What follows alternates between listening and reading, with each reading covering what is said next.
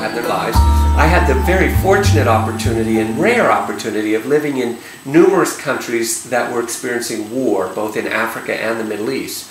And while I was living there, I began observing two things. What was it doing to me? I was curious what was happening to me after a bombing or after a shooting. And I began to watch the larger population because I was wondering, what is it doing to the entire population to live basically at the brink of life and death every day, all day long? Because that's not normal living situations. So I began to observe that, and I observed three things over a number of years. One is it was affecting me psychologically. Like you said, I became angry or irritated or impatient, not my normal self. So that was the first thing, and I wondered, why was this happening to me? The second thing was I began to show up with lots of aches and pains, and my breathing pattern changed, and I was very body aware, but I realized something in my body was dying is what it felt like. That's the best I could describe it. And then I began to ask myself, what was happening to my belief system? What I believed about people? What did I believe about God or the planet? And that began to change too, because I used to become very angry at just the population at large, but not any particular person. So I began to ask, why was this happening? And why was trauma producing this effect? And through that self-questioning and self-research in terms of my recovery from these traumatic experiences, I came up with Trauma Releasing Exercises. I've been listening to a lot of people that have been traumatized. I personally have had different types of trauma also. I grew up with a mentally ill woman, my mother, in the 50s, 115 shock treatments in a half a year, with no anesthetic, Thorazine, this is in the 50s, all that stuff. They used to take her to the hospital in a straitjacket. I saw that. But being a trauma witness, after I was also blessed enough to have a wonderful father and that wonderful mother and others that helped me heal, and we lived through a lot of it, I see these people who are in the midst of what you're talking about, taken out, promised security by the UN, wanting to go to maybe America or Canada, first, second choice, Australia, but the Danish government says we can take you tomorrow, and they come here, and they, and then other things happened in terms of coming into a homogenous society, which is another story. But as the basis of that, there are two quotes that really, really stick with me. One of them is a more general one, an Iraqi man that said, "Doctor, I can't sleep because I get this little sticking feeling." And that could be a lot of stuff.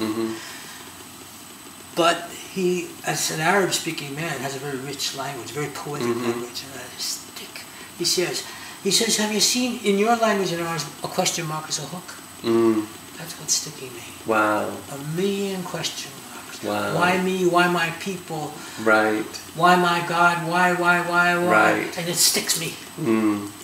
That's the belief system that gets endangered or challenged or even fractured in traumatic experiences. They ask why this happens to them, so that their whole sense of understanding the world has been shattered, and they have to try to reassemble a new way of believing in humankind and just kindness of humanity when that's been so severely fractured in their experiences of life.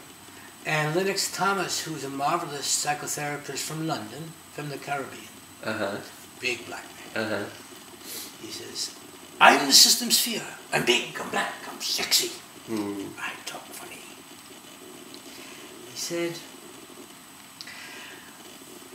the Arab comes in, the refugee comes into the social council, and they're trying to get them integrated and fitting in. But they say, you must do this, you're not there anymore. And basically what they're saying is, your problem is your culture. Yeah. And then the therapist takes 3 weekend courses, Right. and comes out, and the little brown child comes in, all depressed, and after 3 or 4 times, and they make the drawings and the little war games and the plastic machine guns and yell and scream, and they feel better, and the therapist thinks how empowered they are. And I think of a wonderful article I once read called Black Child, White Therapist, and how this child takes over. Yeah. And makes the therapist feel better. Wonderful. Wow. Like when Bernie Siegel began to work with these terminally ill patients, you know, he was the professor of surgery at Yale, and he goes past a patient, and the patient has like 10 days to live according to the books. And, are you okay, doc? This patient says. You look like shit. Right. This whole thing about empowering and questioning all the time, and the belief system that doesn't seem to sit down. Right.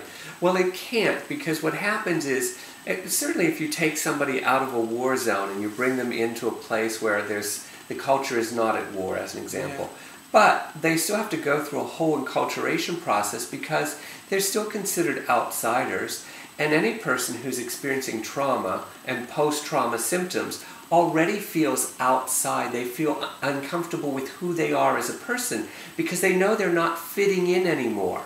Not only do they not fit in their own culture, but they certainly can't fit in with a new culture.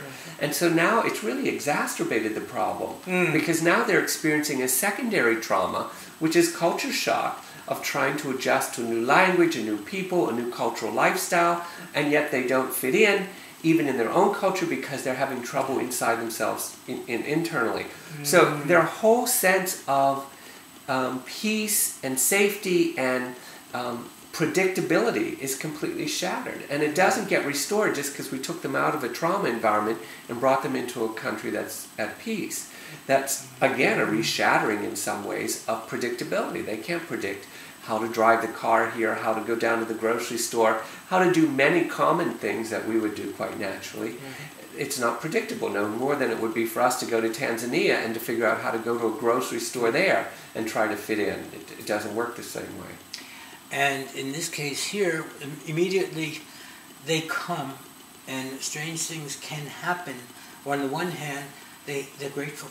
Right. On the other hand, they don't exactly know yet, because in the welfare state they're presented with a beautiful apartment, given a lot of money. One of my friends who is a judge on a high level in an Arabic country who questioned the government and he was tortured and had to leave, he said, you know, I came here. I used to make $100,000 a month on my lecture tours. And in the language school, which we have to go to get our little payment from the social office, my wife was asked, did you really ride on a camel every day? She said, yes, it was a Fleetwood.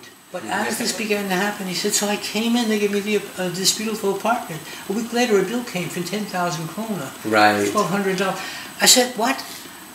All my life, I've had my own money. Now I'm here a week and I owe them something. Right.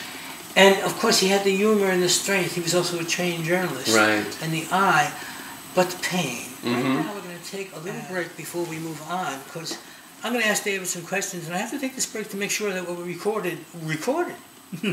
We forgot to take a test, or so, you know, you're all full of wisdom. I forgot to press the button. Okay. And before we do that, I'm going to ask David several things. How did he get into all this? Was he a good humor man? He's got a Ph.D. Was he a doc? Does he think it's all in people's heads and their bodies? Did he not know and he went through his own stuff? Because a whole system came out of it that really works. Back in a minute. Okay. So, what do I do now, David? Oh.